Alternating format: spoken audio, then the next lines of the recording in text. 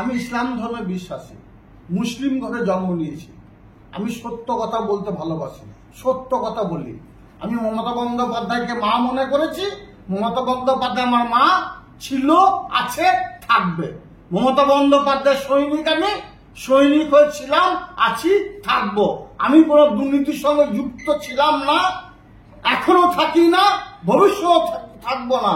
আমি দলটা করি, এটা আমার নেশা, আমার পেশা নয়।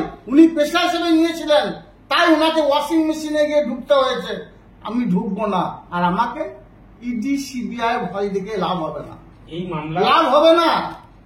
এই মামলার সিবিআই তদন্তের দাবি করছে শুভেন্দু অধিকারী এবং তার পাশাপাশি আপনার ফোনও যাতে বাজেয়াপ্ত করা হয় সেই দাবি তিনি করছেন। আমার ফোন যখন চাইবে আপনাকে সামনে বলছি, আমি আমার ফোনটা তখনই আমি দিয়ে দেবো, আমি দিতে প্রস্তুত আছি।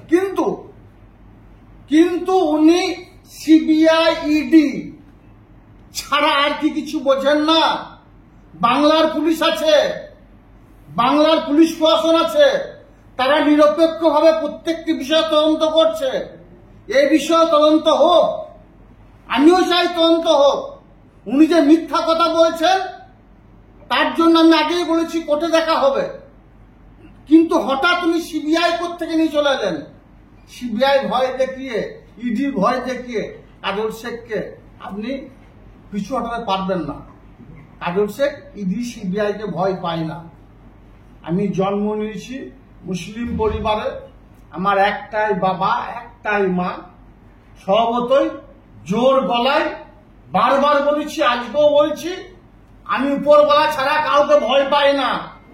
কাজল শেখকে ইডি সিবিআই ভয় দেখিয়ে লাভ হবে না।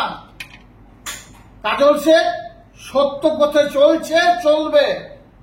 বীরভূম জেলায় যে অবৈধ যে কারবারগুলো চলছিল বিগত দিনে, সেগুলো সব বন্ধ করেছি, আগামী দিনেও করব।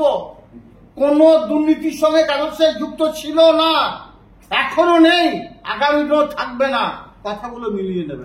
প্রকাশ